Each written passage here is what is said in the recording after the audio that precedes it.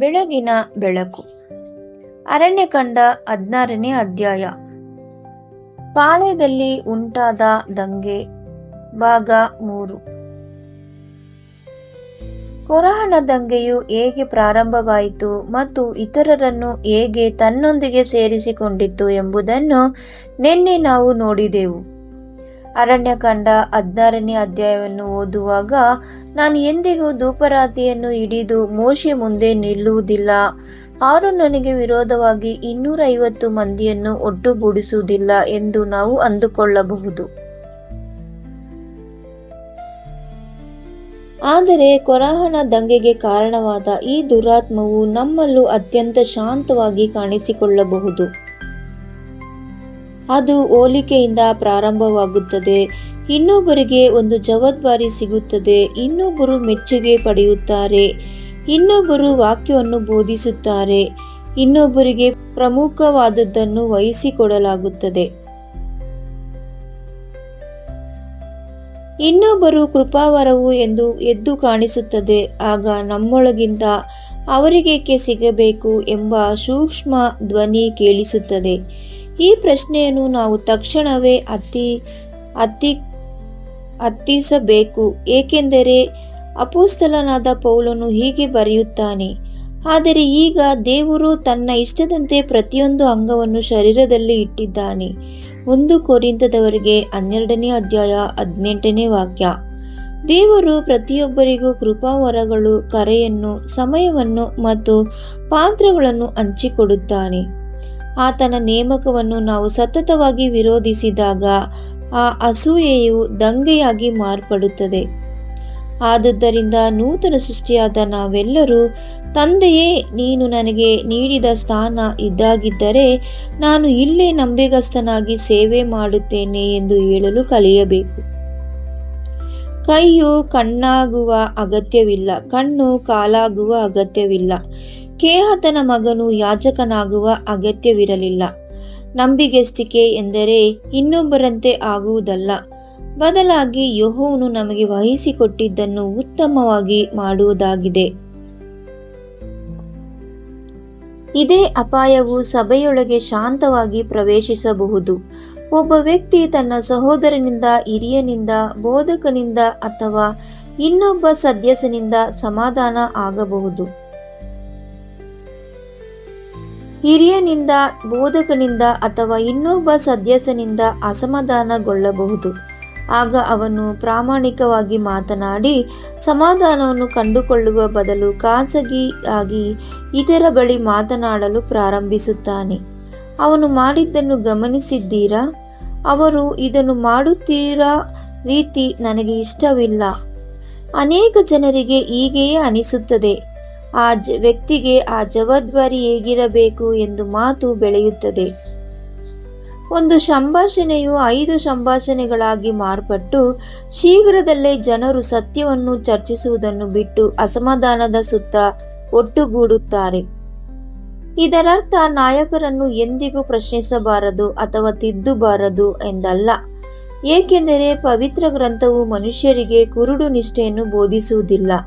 ಪಾಪ ಮತ್ತು ಸುಳ್ಳು ಬೋಧನೆಗಳನ್ನು ವಾಕ್ಯದ ಪ್ರಕಾರ ತಿದ್ದಲೇಬೇಕು. ಆದರೆ ಕೋರಹನ ವಿಷಯವೇ ಬೇರೆಯಾಗಿತ್ತು. ಯೆಹೋವನು ಸ್ಪಷ್ಟವಾಗಿ ಸ್ಥಾಪಿಸಿದ ಕ್ರಮವನ್ನು ಅವನು ವಿರೋಧಿಸುತ್ತಿದ್ದನು ಮತ್ತು ಅವನ ದೂರಿನ ಹಿಂದೆ ಅವನ ಸ್ವಂತ ಅಹಂಕಾರ ಮತ್ತು ಆಸೆಯಾಯಿತು. ಆದುದರಿಂದ ದೂರನ್ನು ಹರಡುವ ಬದಲು ನೂತನ ಸೃಷ್ಟಿಯಾದ ಪ್ರತಿಯೊಬ್ಬರೂ ಈ ಒಂದು ಆತ್ಮ ಪರೀಕ್ಷೆಯ ಪ್ರಶ್ನೆಯನ್ನು ಕೇಳಿಕೊಳ್ಳಬೇಕು. ನಾನು ಯೆಹೋವನ ವಾಕ್ಯದಂತೆ ಏನನ್ನಾದರೂ ತಿದ್ದಲು ಪ್ರಯತ್ನಿಸುತ್ತಿದ್ದೇನೆಯೇ? ಅಥವಾ ಜನರನ್ನು ನನ್ನ ಕಡೆಗೆ ಸೆಳೆದುಕೊಳ್ಳಲು ಯತ್ನಿಸುತ್ತಿದ್ದೇನೆಯೇ? ಈಗ ಒಂದು ಪ್ರಶ್ನೆಯ ಸಭೆಯನ್ನು ಬಹುದೊಡ್ಡ ನೋವಿನಿಂದ ಪಾರು ಮಾಡಬಲ್ಲದು. ಅಪೊಸ್ತಲರ ಕೃತ್ಯಗಳು 20ನೇ ಅಧ್ಯಾಯ 30ನೇ ವಾಕ್ಯ. ನಮ್ಮ ಮಧ್ಯದಿಂದಲೇ ಜನರು ಎದ್ದು ಶಿಷ್ಯರನ್ನು ತಮ್ಮ ಕಡೆಗೆ ಸೆಳೆದುಕೊಳ್ಳುತ್ತಾರೆ ಎಂದು ಎಚ್ಚರಿಸಲಾಗಿದೆ. ಹೊರಗಿನ ವಿರೋಧಕ್ಕಿಂತ ಒಳಗಿನ ಅಹಂಕಾರ, ಕಹಿ ಮತ್ತು ಒಡಕುಗಳೇ ಸಭೆಗೆ ಅತ್ಯಂತ ಅಪಾಯಕಾರಿಯಾಗಬಲ್ಲವು. ಇದೇ ತತ್ವವು ನಮ್ಮ ಸುತ್ತಲಿನ ಲೋಕಕ್ಕೂ ಅನ್ವಯಿಸುತ್ತದೆ. ಆದುದರಿಂದ ನಾವು ನಮ್ಮ ಸ್ನೇಹವನ್ನು ಎಚ್ಚರಿಕೆಯಿಂದ ಆಯ್ಕೆ ಮಾಡಿಕೊಳ್ಳಬೇಕು.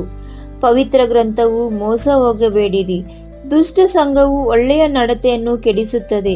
1 ಕೊರಿಂಥದವರಿಗೆ 15ನೇ ಅಧ್ಯಾಯ 33ನೇ ವಾಕ್ಯ ಎಂದು ಹೇಳುತ್ತದೆ.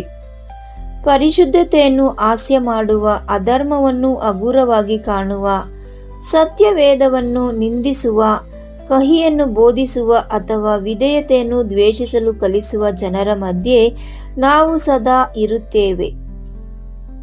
ಪ್ರಾರಂಭದಲ್ಲಿ ನಾವು ಅವರು ನನ್ನ ಸ್ನೇಹಿತರು ಅಷ್ಟೇ ಎನ್ನಬಹುದು. ಆದರೆ ಆ ಧ್ವನಿಗಳು ಆಲೋಚನೆಗಳಾಗುತ್ತವೆ, ಆಲೋಚನೆಗಳು ಮನೋಭಾವನೆಗಳಾಗುತ್ತವೆ, ಮನೋಭಾವನೆಗಳು ನಿರ್ಧಾರಗಳಾಗುತ್ತವೆ ಮತ್ತು ನಿರ್ಧಾರಗಳನ್ನು ಅಭ್ಯಾಸಗಳಾಗುತ್ತವೆ. ಕೊನೆಗೆ ಒಮ್ಮೆ ನಮ್ಮ ಸುತ್ತಲೂ ಇದ್ದ ಜನರು ನಮ್ಮ ಒಳಗಿನ ವ್ಯಕ್ತಿತ್ವವನ್ನೇ ಬದಲಾಯಿಸಲು ಪ್ರಾರಂಭಿಸಿದ್ದಾರೆ ಎಂಬುದು ನಮಗೆ ಅರಿವಾಗುತ್ತದೆ.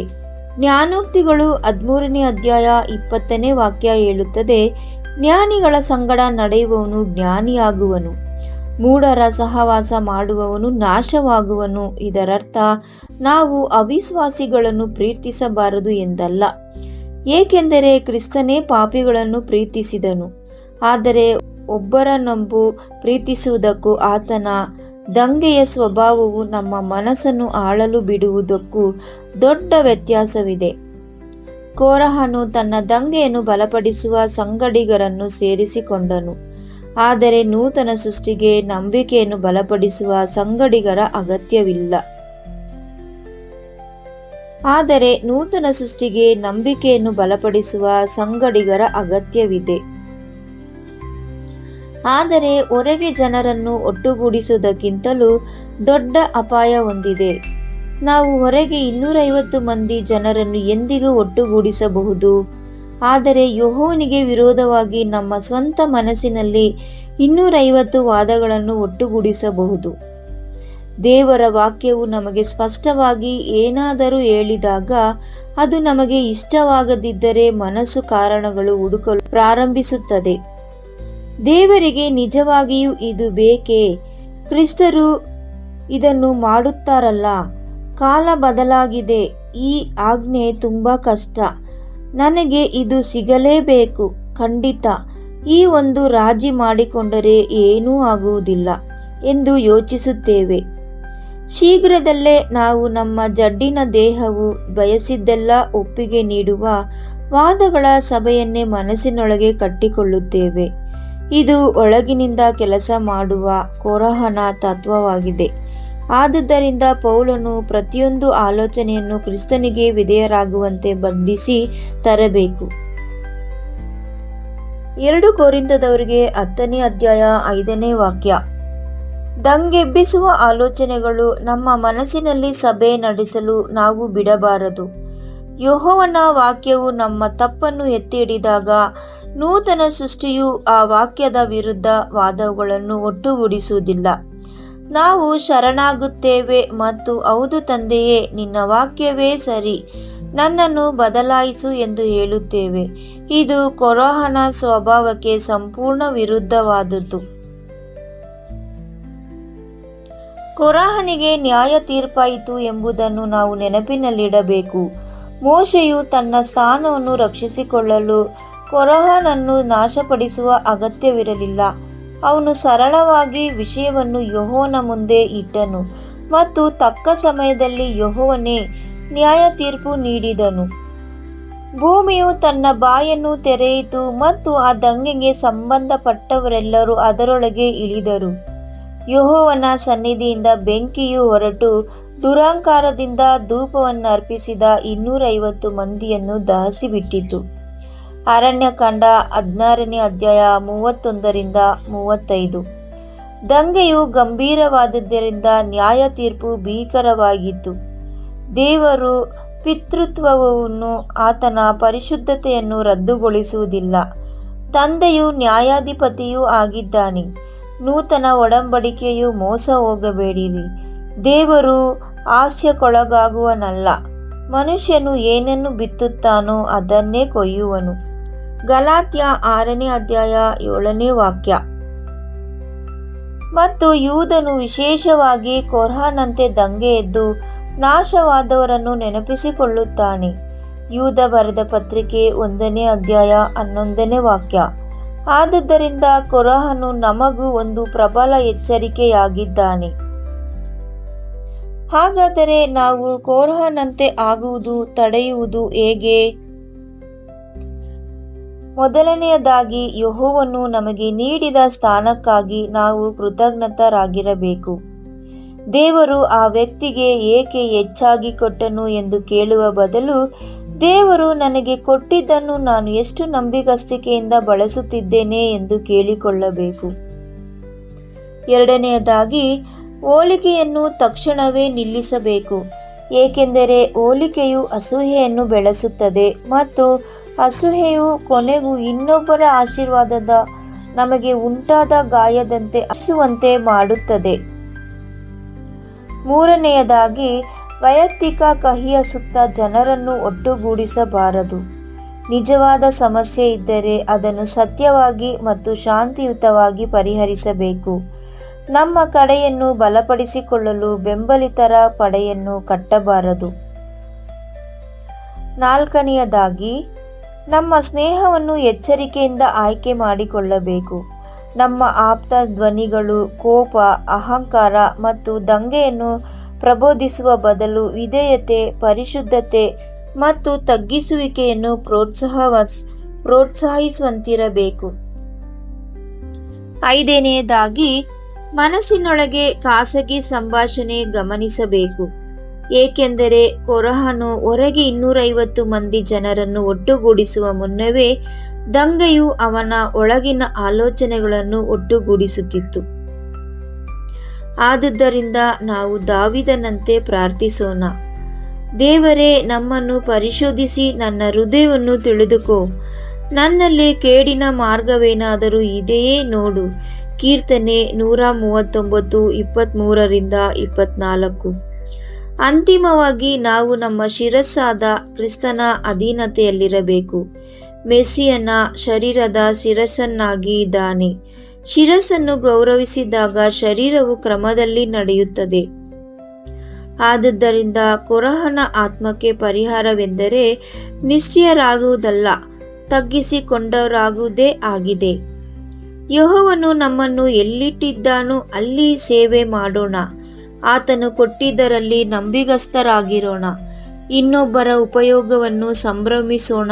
ಬಣ್ಣಗಳ ನಿರ್ಮಿಸದೆ ವಾಕ್ಯದ ಪ್ರಕಾರ ತಪ್ಪುಗಳನ್ನು ತಿದ್ದೋಣ ಮತ್ತು ನಮ್ಮ ನೂತನ ಬಲವನ್ನು ಬಲಪಡಿಸುವ ಸ್ನೇಹಿತರ ಆಯ್ಕೆಯನ್ನು ಬಲ ಮಾಡಿಕೊಳ್ಳೋಣ.